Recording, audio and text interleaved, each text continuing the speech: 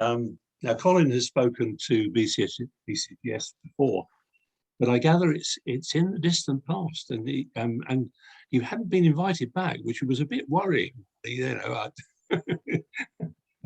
So, but it certainly wasn't in my time. And as I've said before, that Colin is the father of Stephen Knipe, who talked to us earlier on in the year. And I think it's the first time in our history we've had father and son speaking to the BCGS in 1 year. I think, you know, that's never happened before. So it's really good. So with no further ado, over to you, Colin, and tell us more about the salt industry and brine subsidence. I gather the title of your talk is That Sinking Feeling. Well, thank you, Keith. Well, firstly, thank you very much for your warm introduction and for the invitation to speak.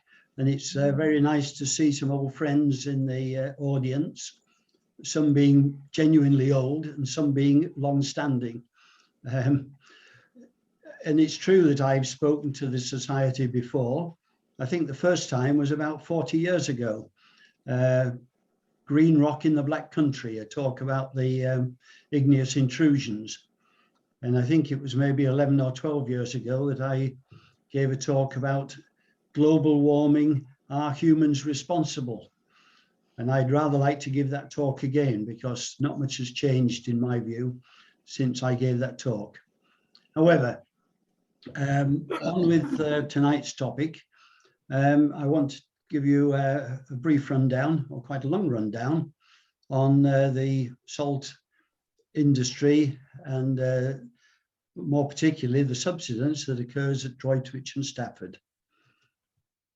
Well, quick look at the geology to start with. If you can pick that up, I'm sure all of you know about the Cheshire Salt Basin with the major halites. The Stafford and the Droitwich one are roughly contemporaneous with the upper sequence of salt in the Mercia mudstones in the Trias in Cheshire. And I see that Jeff Warrington's in the audience tonight. Thank you, Jeff. I pinched your slide. I don't know whether you can see my cursor, but the Cheshire Salt Basin is up here. And there was, during this period in the Trias, there were intermittent inland saline lakes, very salty lakes, which dried up and through concentration produced either gypsiferous marls or salt-bearing, halite-bearing marls. So Droitwich is in the Worcester Basin. Whoops. So let me look first at the Droitwich area. Well, there must undoubtedly have been brine springs there from prehistoric times. And there were numerous Roman and medieval brine wells. And if any of you know the centre of Droitwich, there's what's known as Vines Park, which more or less coincides with the location of all the early brine wells, Roman and medieval, and into the 17th, 18th centuries and beyond. And the area known as Upwich, which is in this Vines Park, contains a number of very interesting historic brine wells. This is one that was excavated about 25, 30 years ago, I think now. If you can make out the man standing there, you get some idea of the scale of it. About 1/3 of the depth of this well was exposed in the archaeological dig. And that dates from 1264 or 5. And there's a replica of it in Vines Park here today, which isn't wearing as well as the original one from 1264. and incidentally, the one in 1264 was replacing an even earlier one. So just a very brief rundown of the history. There were probably Iron Age salt pits in the centre of Droitwich.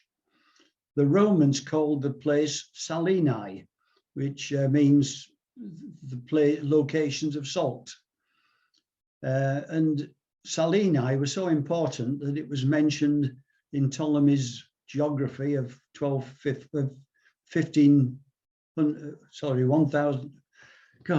150 AD, and the Ravenna cosmography. These are worldwide directories of 700 AD.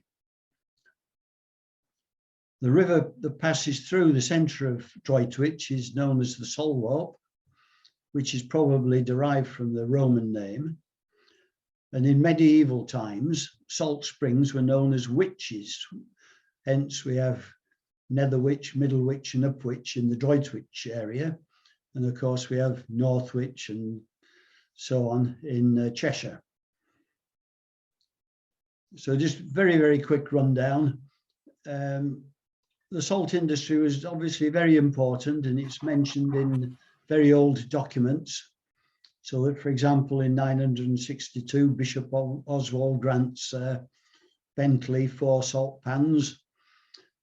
More importantly, by the time William the Conqueror invaded and had his Doomsday book written up, there were 85 salt pans in Droitwich and 68 manors and estates with the right to receive the salt. And in 1215, King John gave Droitwich a royal charter in exchange for a yearly rental of £100. Hence the name Droit, the King's Right, Witch, Salt Spring. So why is the brine there? Well, let's have a little look at the geology in a bit more detail. Droitwich is down at the bottom left of the map. The edge of Birmingham is up at the top right. The green area, which roughly runs from halfway towards Bromsgrove back to Droitwich, is salt-bearing strata in the Mercia mudstones, and they dip gently a few degrees towards the southeast. The map isn't quite correct because that green area ought to continue off to the bottom left of the map. So this is a slightly larger scale, slightly more detailed map using the old nomenclature instead of Mercia mudstone as we know it today. These were the Kuiper Marl. This is a map by Aina Poole. So that the diagonally hatched area that runs from southwest of Droitwich to northeast towards Wychbold and beyond, that hatched area is where the salt-bearing rocks are coming close to the surface, and the snake that runs through the middle is the approximate course of a wild brine run. And if we look at a geological section through the town, northwest, southeast, the geology looks something like this. So the centre of Droitwich is where those Droitwich Corporation boreholes are. So we have the salt-bearing strata in the Mercia mudstones. Here they're called Kuiper Marl, dipping off towards the southeast. And they're rising towards the surface, but don't get there. And this is a section in the other direction, roughly southwest northeast towards Birmingham, and there's higher ground towards the Lickey Hills and so on, which presumably gives a hydraulic gradient towards Droitwich. And hydraulic gradients are something that controls the flow of brine. Well, this is typical halite. This is a sample from Cheshire. But at Droitwich, the halite isn't present in the Mercia mudstones as pure beds or bands. Hard to make out what this is, but the left-hand side is one of the boreholes at Stoke Prior. The right-hand edge is another borehole, and this is a very early geological section between those two boreholes. And if I just zoom in on part of it, this gives you a feel for what how the salt is actually distributed. So in the upper strata, in fact, it's marl with gypsum, veins, predominantly veins. And then there is a fairly sharp interface, and we suddenly get the rock salt, the halite, coming in. But it's not as pure beds of salt. If you look at the legend on the left-hand side, you've got red marl with rock salt. So it's veins of salt. Rock salt just as a 6-inch parting. Red marl with salt, rock salt with marl. And so on. You go down the pile, rock salt with 20% to 7% of red marl. So you've got the halite, but with pellets of mudstone within it, or mudstone with veins of halite in it, and just occasionally mixtures of both halite and gypsum, but the two are usually mutually exclusive. Well, now we've seen that the salt-bearing rocks are rising from the southeast towards the surface, northwest, but it's not possible for soluble rocks like halite to outcrop. They get dissolved away down to the depth of circulating groundwater. So we have the concept of wet rock head and dry rock head. Well, this diagram is really from Cheshire, so it shows glacial drift over the top. We don't really have that in Droitwich or in Stafford. But you can see that the salt-bearing strata are trying to rise towards trying to crop at the surface, but the mobile groundwater, the circulating groundwater, dissolves away the salt. So you end up with a breccia over the rock salt, the dry rock salt. So you have the concept of wet rock head, where the groundwater is dissolving away the salt, and then where it's away from the influence of groundwater, you have dry rock head. And just to put that in the Droitwich context, to give you sort of order of magnitude that we're talking about, this isn't in the very, very town centre, where the depth to the salt is no more than sort of 35, 45, 50 metres. Just a quarter of a mile, half a mile away from the centre of Droitwich, this is a fairly typical situation where it's of the order of 80 metres down to the salt horizon. You have several hundred metres of wet rock head, and then dry rock head, where the strata are dipping below the Mercia mudstones. And we have a zone of more active solution, a brine run within the wet rock head area. Well, we'll see this diagram in different versions several times.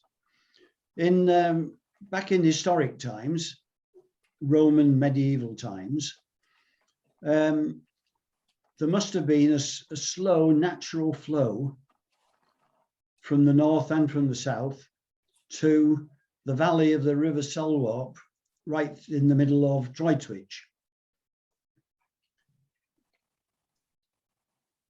So let's have a look at the development of the salt production in the town. Now, 1725 marks a change. Before that date, all the brine wells were really brine pits, no deeper than maybe 8-9 meters. They were sunk into the alluvium and the river gravels, and they were intercepting brine that had seeped up from below, and generally it was rather diluted by the water contained in the alluvium or the gravels, although occasionally there were very strong seepages. One was more than 25% salt by weight, so it was almost saturated brine. But then there was a change. In 1725, they were sinking deeper pits and boreholes, and they sank through what they called the talc, which is the gypsum-bearing marls, and obtained such a profusion of strong brine that not 1/10 part of it hath ever been used, but ran to waste. So they'd actually struck the artesian brine under pressure, having punctured the base of the gypsum-bearing marls. So here's some examples. These are all in the very centre of Droitwich. So they were sinking through the talc to 150 feet, and then they hit a river of brine, which was strongly artesian. And then they went into proper rock salt and so on. I won't recite all of these, but you can see that different depths, 102 feet, they hit the brine.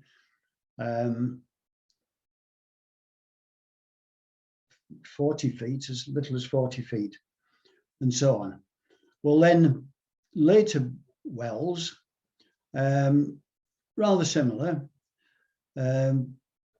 but, well, if I go back one, if I can, oddly enough, all these early logs said the brine was 22 inches thick. Now, I've no idea why 22 inches.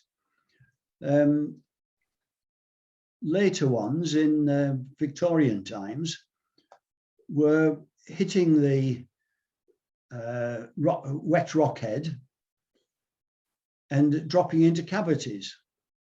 So 8 to 10 feet cavity, 11 to 12 foot cavity, dropped a foot, dropped 4 to 6 feet, but all at similar depths to before. So 176 feet, 182 feet, and so on. So that gives you a feel for those brine wells and pits right in the centre of Droitwich town. So they were striking the brine at of the order of 24 to 46 meters, something like that, immediately below the gypsum-bearing marls, which were in oil field or gas field analogy, were like a cap rock. They were holding down the artesian brine. So this is roughly what the thing looked like. The very early brine pits were very shallow, just in the superficial deposits, alluvium and terrace gravels. And they were presumably intercepting seepages that had come up through all the way through the marl. Whereas in 1725, they punctured the base of the gypsiferous marls, and they were directly tapping the artesian brine. Strictly speaking, it's probably sub-artesian. It's the head is probably just a couple of meters below what is the current ground surface. But the brine would rapidly seep sideways into the River Selwarp. Well, this wet rock head I've been trying to build up a picture in my mind of what wet rock head looks like. It isn't a nice flat surface at all. It must be very irregular. This is a paper that's actually an archaeological paper, but there are hollows in the Mercia mudstone surface, presumably reflecting where there's local salt solution going on. This area roughly corresponds to that map that I showed you of Vines Park. So that you can see this paler area there is hollows, hollows in the brine, in the wet rock head. This on the right, lower right side, this is more or less the line of the main brine run. So it's incised a bit into the marls. And these are the known historic brine wells in the centre of Droitwich. And of course, there were many salt works.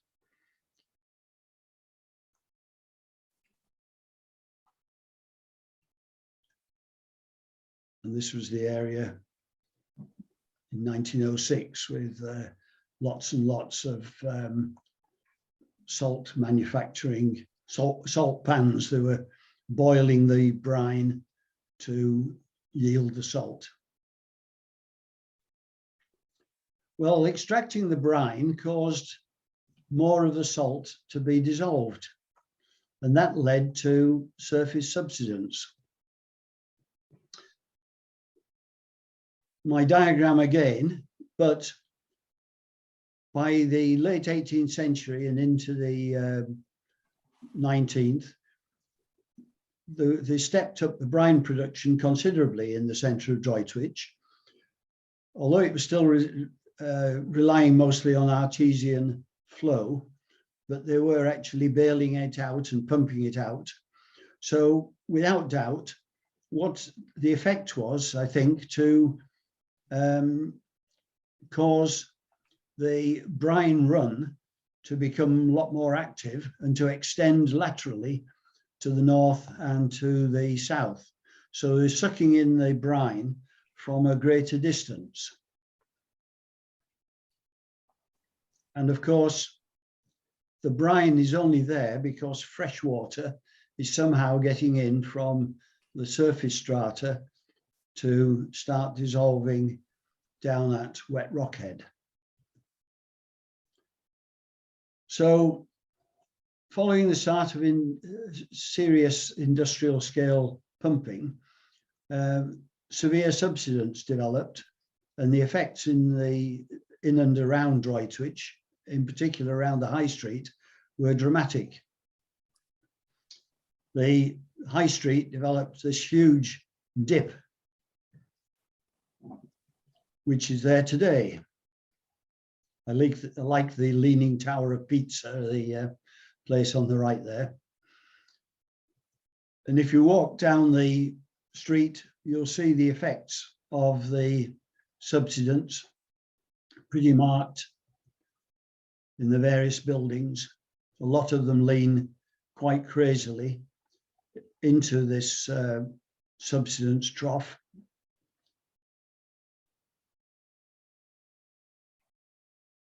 Those windows have seen better days. You can see that in various generations, they've tried to straighten things up with only limited success. In fact, the half-timbered buildings, and most of these buildings have survived remarkably well, considering how much subsidence they've experienced, mostly because they're made of lime mortar or, as you can see, half-timbered, so they're fairly flexible structures. So more quite severely tilted. So give you a feel for how much subsidence has occurred. Just looking at the spot levels on old Ordnance Survey maps, halfway along the high street opposite Gurney's Lane. The subsidence between 1885 and 1964 was 0.75 of a metre. At the east end of the high street, nearest to where my camera was to start with, subsidence there was almost 2 metres. And at that location, the brine runs at a depth of about 40 metres. Well, the 0.75 of a metre and the 2 metres may be underestimates of how much subsidence has actually taken place, because significant subsidence probably started considerably earlier than the first large-scale OS map of around 1885. But today, the high street is still sinking, but only at the rate of about 15 to 30 millimetres per decade. And I'll tell you more about that a bit later. Well, where the solution of the salt was particularly rapid, you can get surface fissuring. The marls drop sharply into the area that's being dissolved, and you get big surface fissures develop. And here's some examples. Fissure opened up on the crest of the hill southeast of the town so suddenly that sheep fell in and had to be hauled out. It extended to St. Peter's. Well, St. Peter's is about 3/4 of a mile or so south of the town centre. 1873, the brine run was still tearing up the ground at St. Peter's.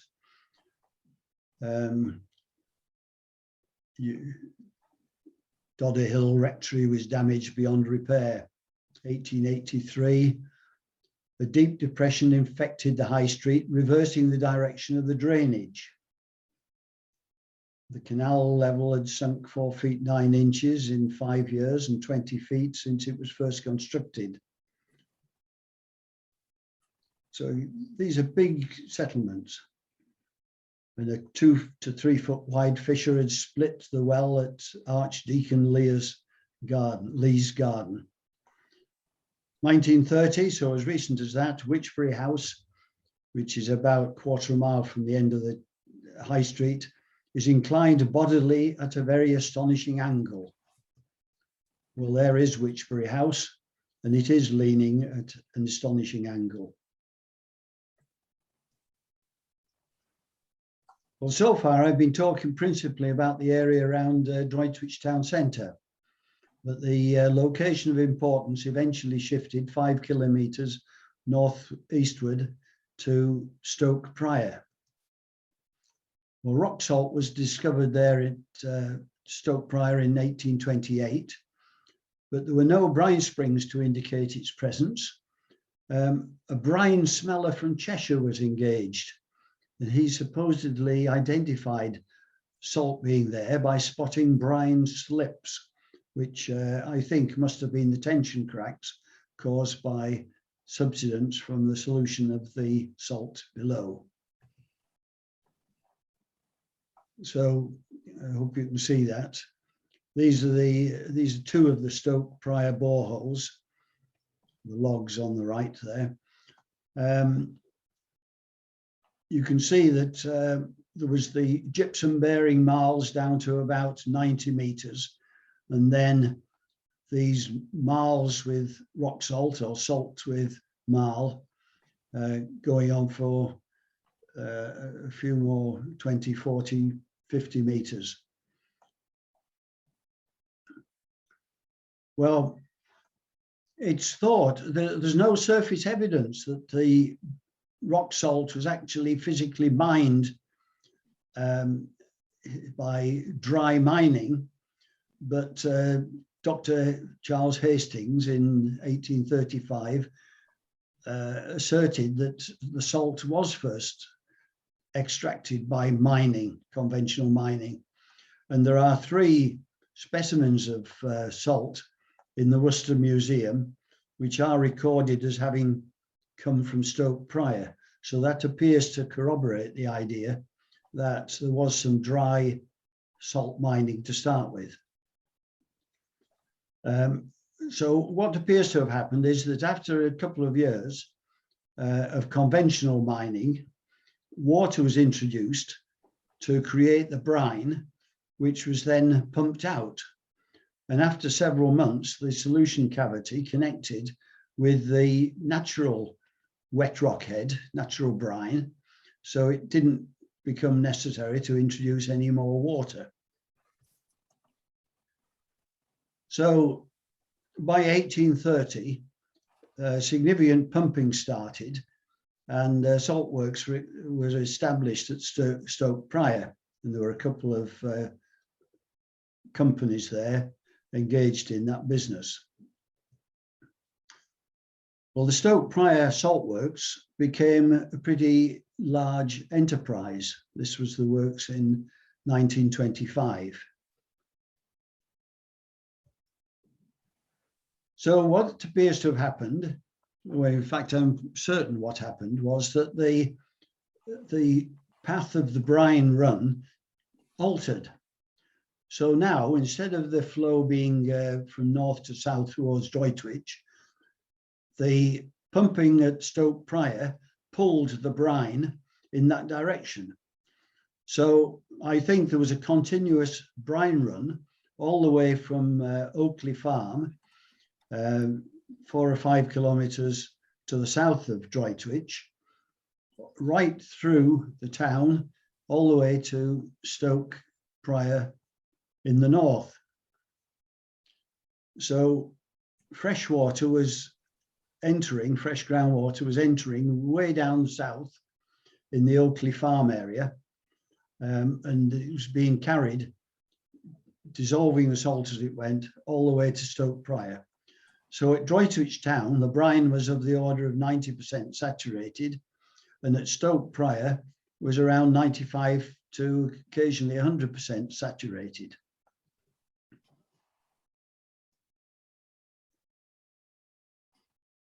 Well, a hydraulic connection was demonstrated between Droitwich town centre and the Stoke Prior works by running experiments on several occasions.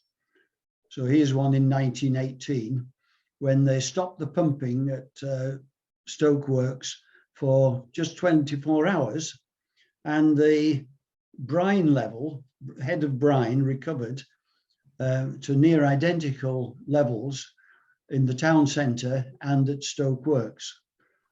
You can see it's a depth of about 26 metres, plus or minus about half a metre.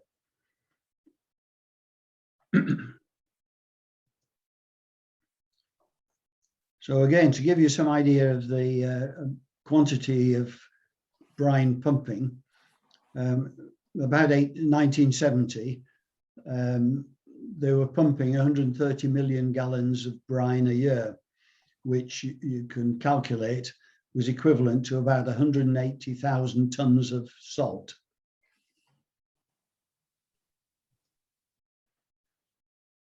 So just reviewing what had gone on in Droitwich and Stoke Prior, at the time of the Doomsday Survey, there were probably only about a little over 1,000 tons a year of salt, and it gradually built up, so reached a peak in the town centre of around 120,000 tons a year in 1872, and then it declined again.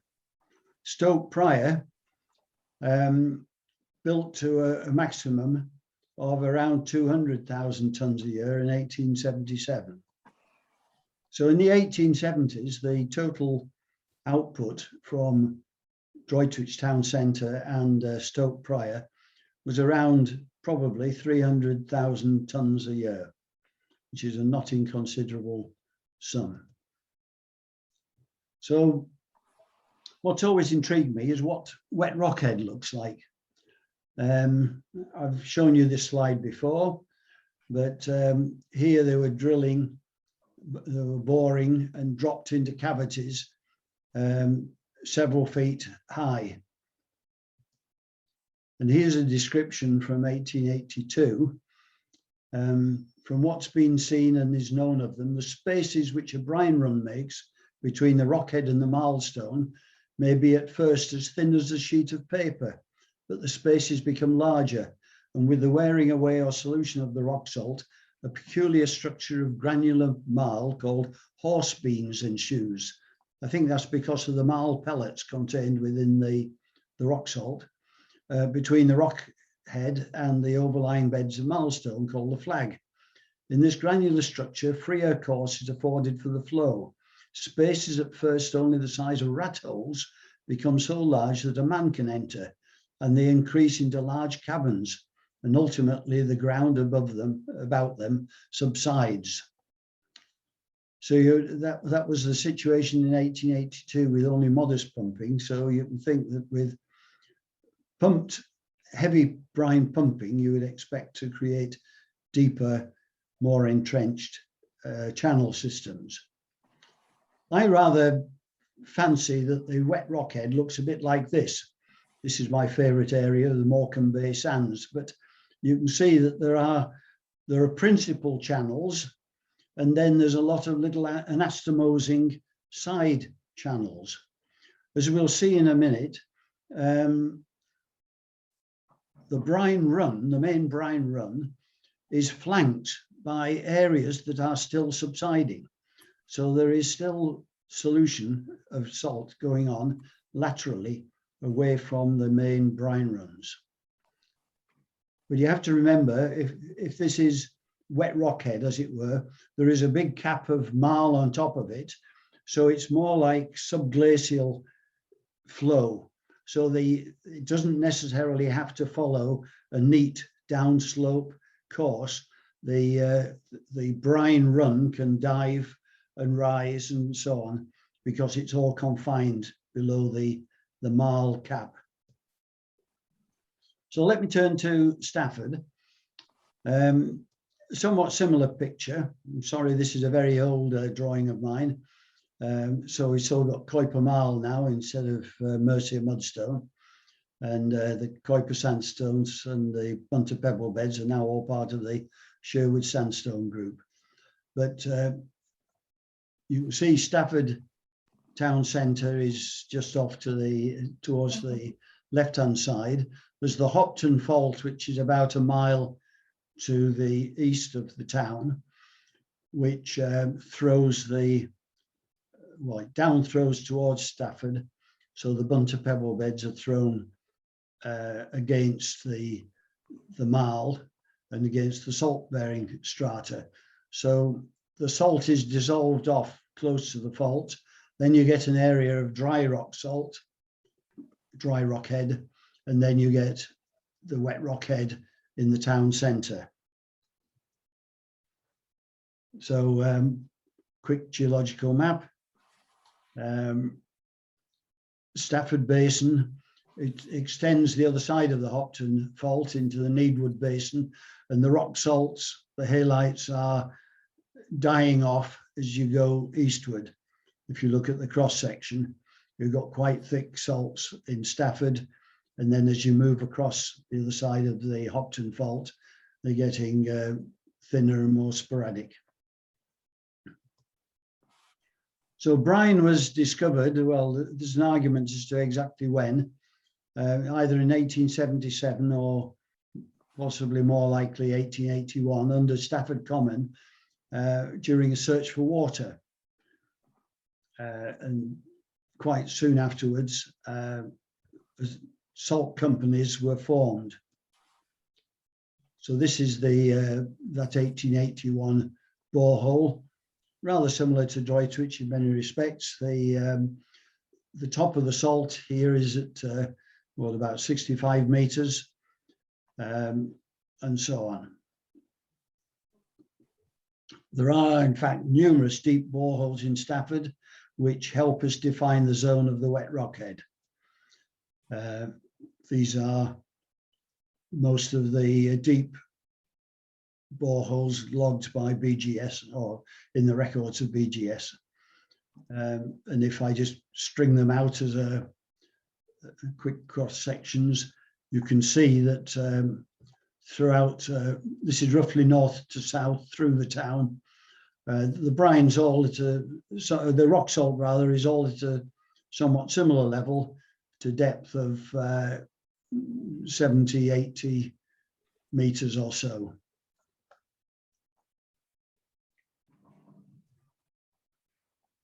So there is a north-south stripe of wet rock head running through the town, strata dipping off gently to the east, and where those dots are is where the predominant brine wells were. You'll note that down in the southeast, there's a salt well quite detached from the others. So just homing in there on the area of Stafford Common, this is where the brine wells were. And looking at that isolated one down in the southeast, this is at Rickerscote, about 2 miles, I suppose, from the town centre.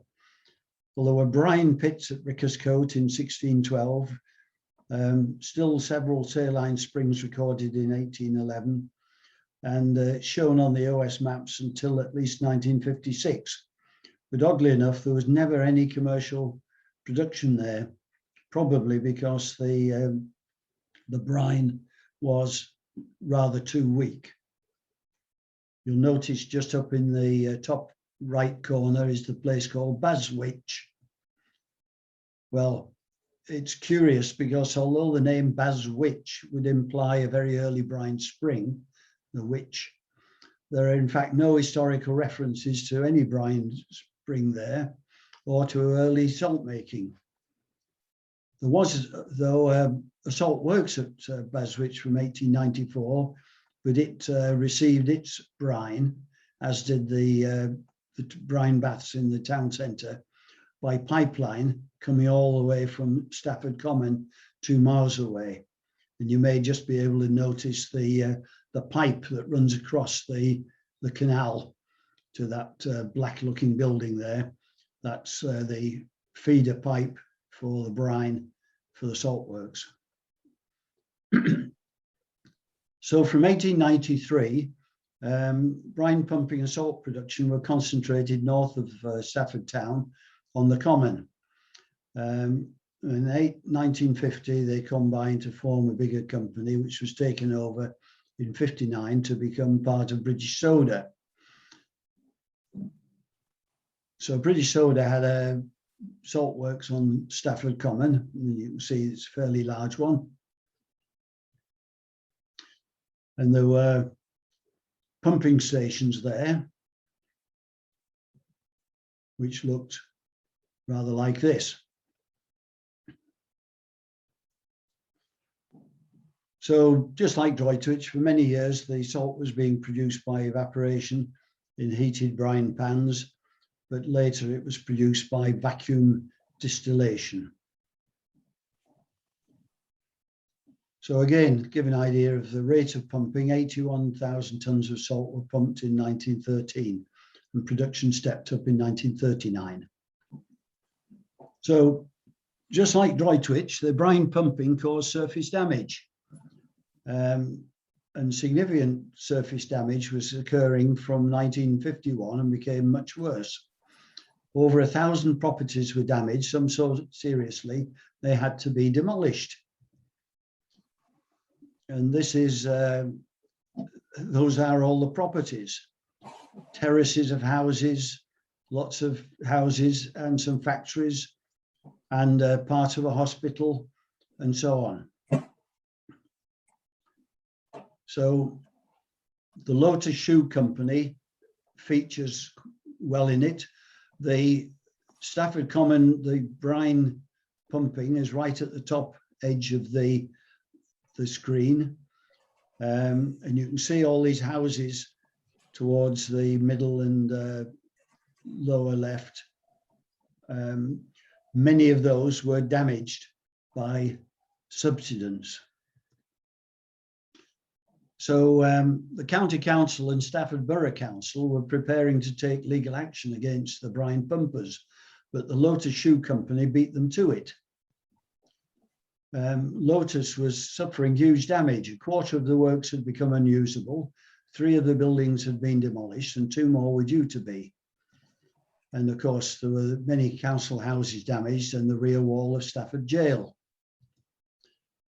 So this was the Lotus Shoe Factory in April 1969. And as you can see, it was being shored up to keep it up.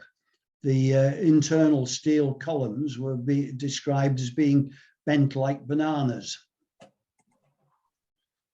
So there was the famous court case of Lotus versus British Soda, 1970.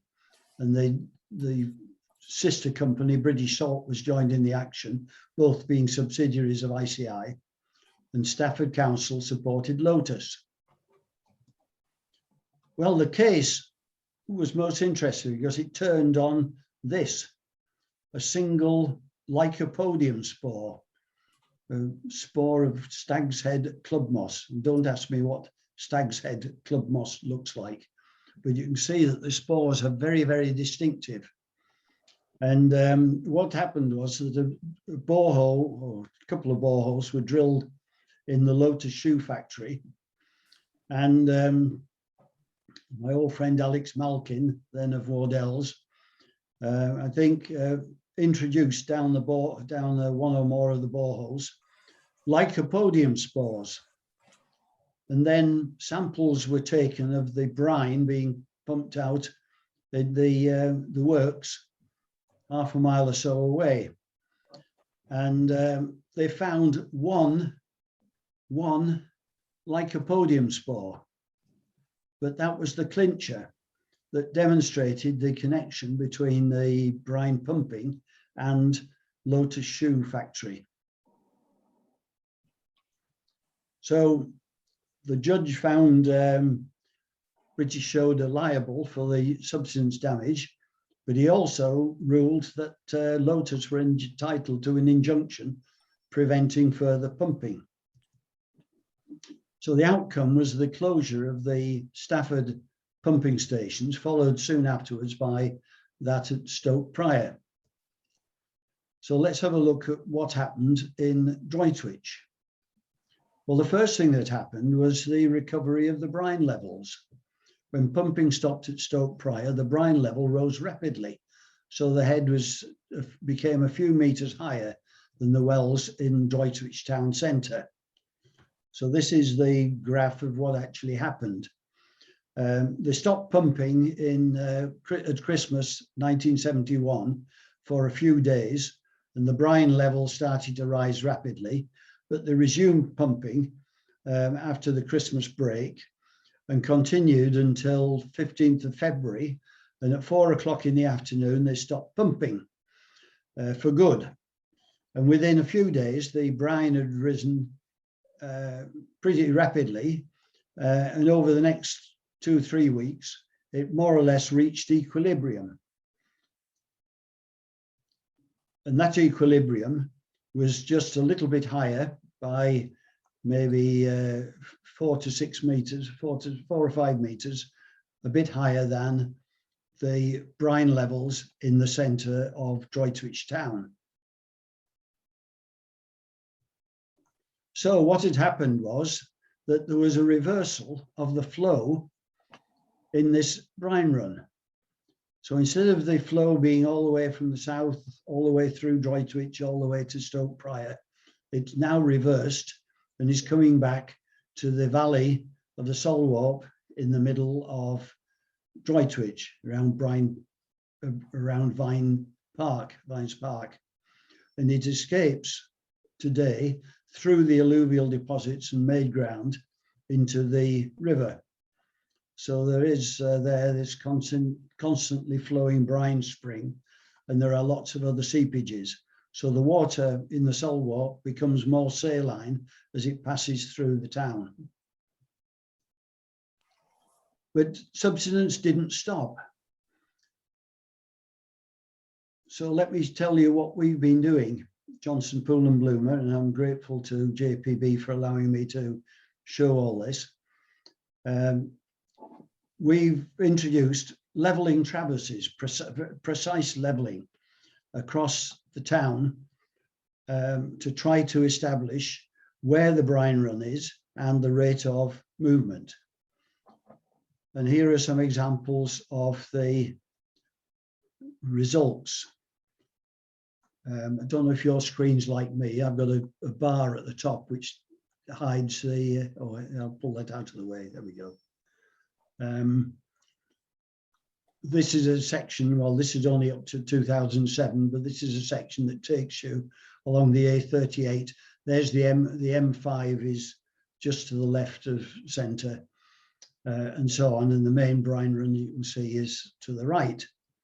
But there is still settlement going on well away from the main brine run. Oops, what am I? Oh, there we go. So as you drive down the M5, past this junction, the Rashwood interchange, the bridge deck on the A38, over the A38, tilted southward by between 100 and 200 millimetres from the time it was constructed in 1961 till 2013, and about nearly 200 metres to the south of the interchange, there was a settlement of 380 millimetres just between 1961 and 71, and it continues to settle today. The carriageway, the motorway, was actually regraded about 20 years ago, I think, to take out some of the dip. Now, these slides have never been seen by the public before. These give you some indication of what's going on and how precise our monitoring is. We're able to detect movements of small amounts per decade. This is well clear of the main brine run by about half a mile. Ford Lane, which is just when you're coming towards Wychbold. Now, if you look across there, you can see that in 1, 2, 3, 4 decades, it's gone down by nearly 450 millimetres, and it's still going down. Crutch Lane, just north of Droitwich town centre, that's gone down by nearly 600 millimetres in the same period. Tagwell Road, which is about 2 miles south of the town centre. You can see again 450 to 500 millimetres of settlement. Just north of here, just north of that section, is St. Peter's Road and St. Peter's Church and St. Peter's School. So this was St. Peter's School, which was constructed specifically to withstand brine subsidence. It's a very curious construction, as you can see. It was built modular construction. So you can see it's got a steel sub-base that's capable of being jacked up level, and a very flexible superstructure. Pulley Lane, again, lesser subsidence, but still going down fairly regularly.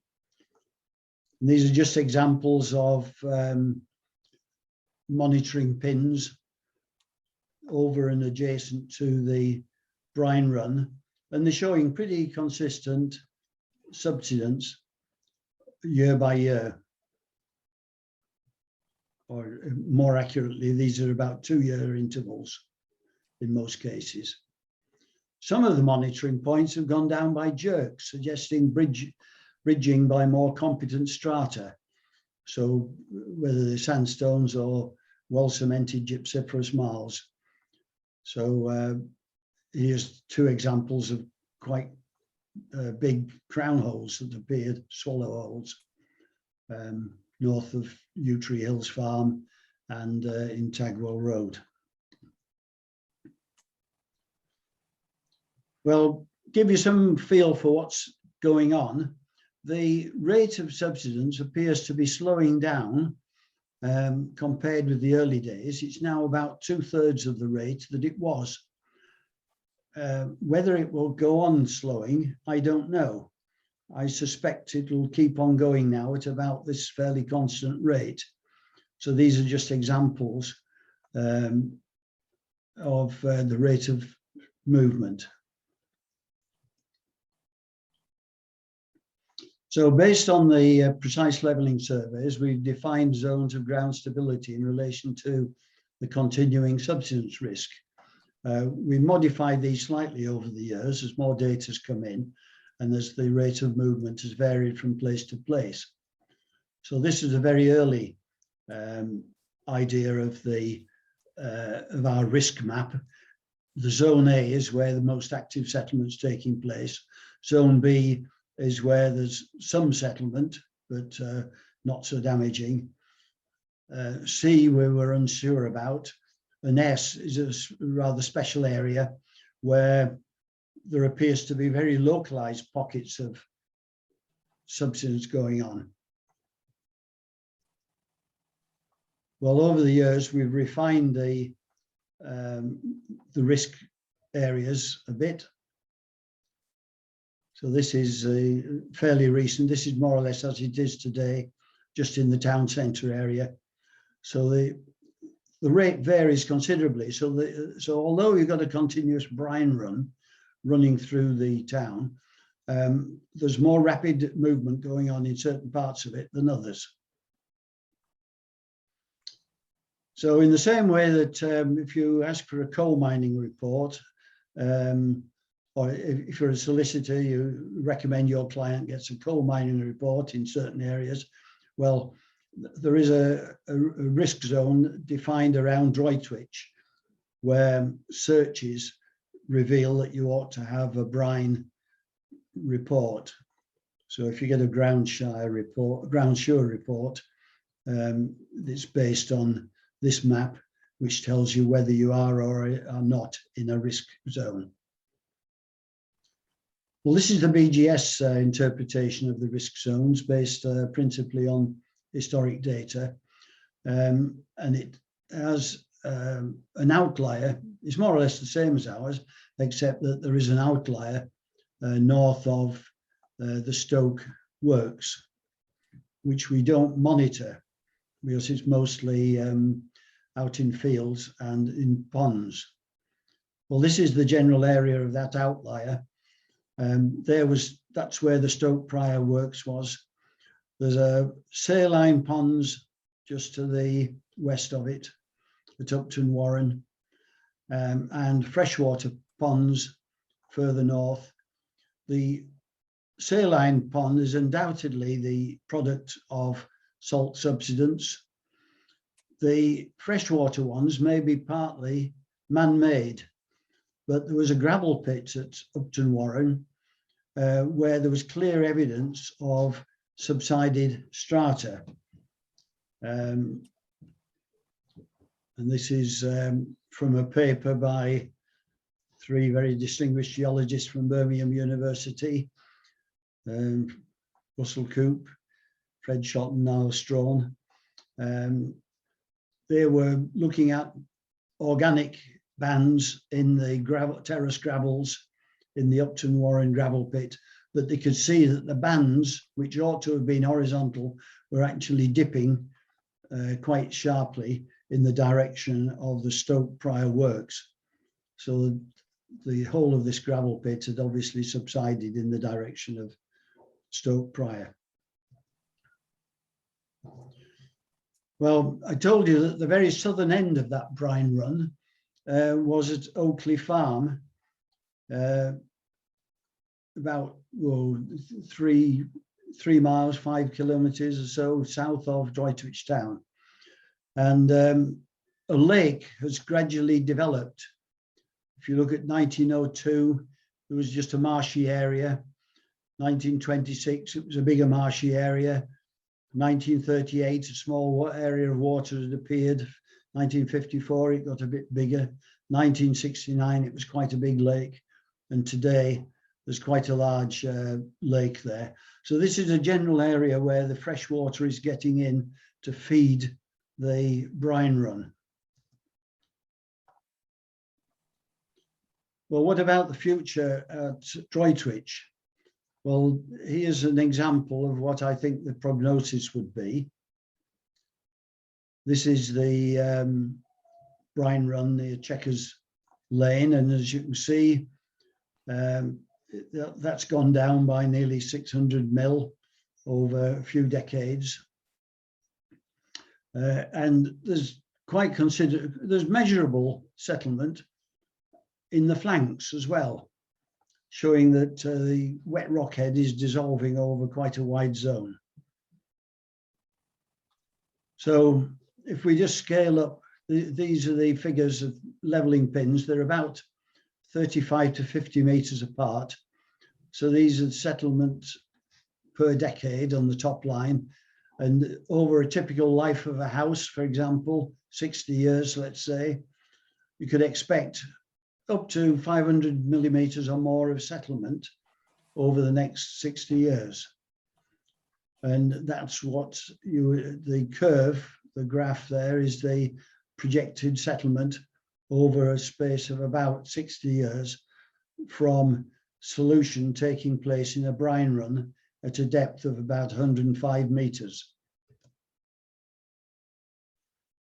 Well, I've run a model of this using mining software because extracting the brine is rather like longwall mining.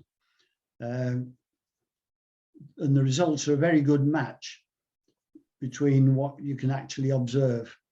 So these examples are, you can see that if we extract a block of salt at a depth of 105 meters, extract either 40 meters wide and 2 meters vertical thickness, or 33 meters wide and 3 meters thickness, or 50 meters wide and 1.4 meters thickness, they all give near identical subsidence curves, which match very closely what we predict over the next 60 years. So this gives you a feel for how much salt is being dissolved away. The bottom graph shows the predicted ground strains, surface strains. Positive values are tension, negative values are compression. So you get maybe up to 5 millimeters per meter of tension on the flanks of the main subsidence trough, and you get maybe up to 15 millimeters per meter compression in the middle of the subsidence trough.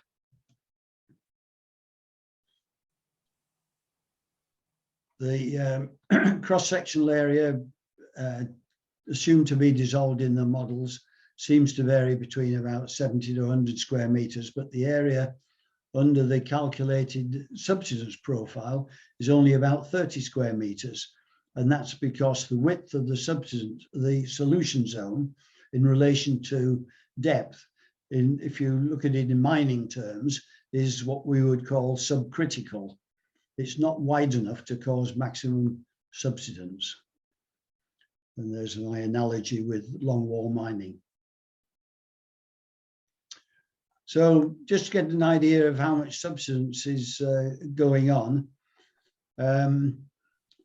just looking at the area under the subsidence curves, an average is around 22 square meters per decade for a slice, any slice across the brine run. And if the brine run's 9 kilometers long, you've got nearly 200,000 cubic meters under the subsidence curve.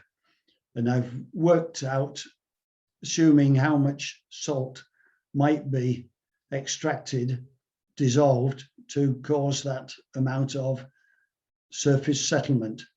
And I make it of the order of 120,000 tons per year of salt still being dissolved.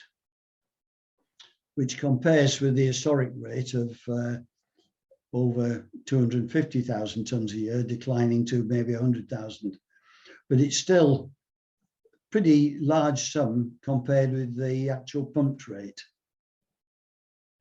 Well, quickly then, so much for continuing subsidence at Droitwich, but what about Stafford? Well, there's evidence of continuing salt solution in Stafford, but it's perhaps more localized. And the most obvious effects are in the vicinity of Stafford Jail. So there's Stafford Jail, top right. The area of grassland park down the south formerly had houses on it, which were destroyed by the brine subsidence. The yellow arrow more or less indicates the line of the brine run, main brine run, and the road running east-west, as it were, across the picture is Crooked Bridge Road. So, well, just looking at that diagram and then looking at this, you have, just like Droitwich, you have a zone of compression in the over the middle of the brine run. You have tension towards the flanks of the brine run. So there's Crooked Bridge Road, looking away from the prison and looking towards the prison. And you can see this very clear dip where the brine run crosses. The walls of the jail were rebuilt in 2005 because of subsidence damage, and you can see that there's lots of construction joints. So the top one is what it looked like in 2011. Bottom one is what it looks like today. And you can just see gaps appearing in the construction joints. So although this wall is fairly modern, the construction joints have opened up considerably because of the tension, because the wall is trying to move towards the left, towards the subsidence trough. And the whole wall is also flexing, it's hogging, there's convex upward curvature. So the horizontal joints are being sprung open. And nearby in Corporation Street, somewhat similar features. If you can see a terrace of houses on the right foreground. This is that terrace. It's leaning, trying to lean quite sharply to the left into the subsidence trough. And you can probably just make out some of the damage. But if we home in on it, look at the slates. They've been pulled apart, and that's probably all within the last less than 10 years. Look below, look at the lintel over that bedroom window. You can see that there's a big tension gap opened up. Now that window was replaced in 2012 because the other photo shows it having been repaired in 2012. So it's quite rapid movement still occurring in that general locality. Well, just to conclude, and I'll have to be quick, come to the mystery of Doxy Marshes. As we've heard, you can see them from the motorway and from the railway. 124 hectare site of special scientific interest, an area of floodplain, grassland, marsh, swamp, pools, flanking the River Sow, just upstream of Stafford town.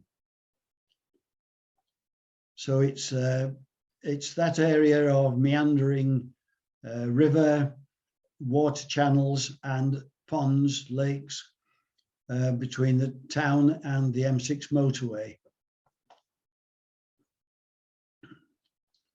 Well, the claim is this, that the Staffordshire Wildlife Trust publicity material states that most of the large pools in the reserve, known locally as flashes, are formed as a result of subsidence from brine extraction in the 1950s. And the Geological Survey endorses that view. This is a map from a Geological Society special publication. The red areas are mapped subsidence features. And the area in black, prone to severe salt dissolution subsidence. And my old friend Adrian Collins gave a talk to the West Midlands group of the JOLSOC earlier this year, and he put in this slide where he he's labelled it subsidence flashes. He takes the view that they are, and Adrian also showed this slide of subsidence of a depression in what was until recently a service road to a car parking area. You can't now see this because it's a brand new highway has been formed straight over the top of it. Whoops, sorry. But I wonder, is it all an urban myth? Despite a diligent internet search of newspapers, old maps, air photos, general web pages, I can find no reference or evidence that supports the contention that Doxey marshes and Tillington marshes were the result of brine subsidence. I'm highly sceptical. The date of appearance appears to be wrong. The orientation appears to be wrong. The general shape and distribution appears to be wrong. The sudden appearance seems to be wrong. The subsidence profile doesn't look right, and there's certainly no saline vegetation there. Well, what about the date? When did they actually appear? Look at the OS maps. Well, they certainly weren't there in 1899. If you look at the area from the cemetery to the top left corner, that's roughly where we're talking about. The 1957 OS map shows no subsidence flashes. 1966 OS map shows no subsidence flashes. The 1969 edition and the 1973 edition are identical. 1969 edition says it was fully revised in 1959 to 61, and it shows, well, these two maps up to 73 show just one small pond near the cemetery, which is actually, if you look at it, is quite heavily man-made. It's been modified by man as part of a sort of park area. The 1986 map is virtually identical. I'm sorry, this is a very poor one. Still only shows the one small map, one small lake. But today, you know, the 2000 edition does show all these lakes. So when did the flashes actually appear? Was it as late as the 1970s, which would be after brine pumping ceased? And in my view, the location and orientation are not consistent with brine subsidence flashes. I would expect them to be over a zone of wet rockhead, which itself would be expected to follow the strike of the strata. Well, the strike is more or less north-south. So there's the zone of more or less known wet rockhead. That's where the brine pumping was, the stars. And that's where these flashes are, which are running off in a completely different orientation. And it's worth mentioning that the flashes are rather larger than the areas of surface water shown on the maps, because they're flanked by extensive shallow areas occupied by bulrushes and other marsh plants. And there are numerous other small water and marsh areas not shown on any of the maps. this map is a bit more representative. It does show the ponds, the lakes, rather more realistically. Well, if they were brine subsidence flashes, I would have expected them to have grown progressively over years, to have a tendency to be linear features, and to have a transverse profile consistent with the subsidence profile caused by solution of salt at a depth of 60 or 70 meters. And maybe something like this one of the Cheshire flashes.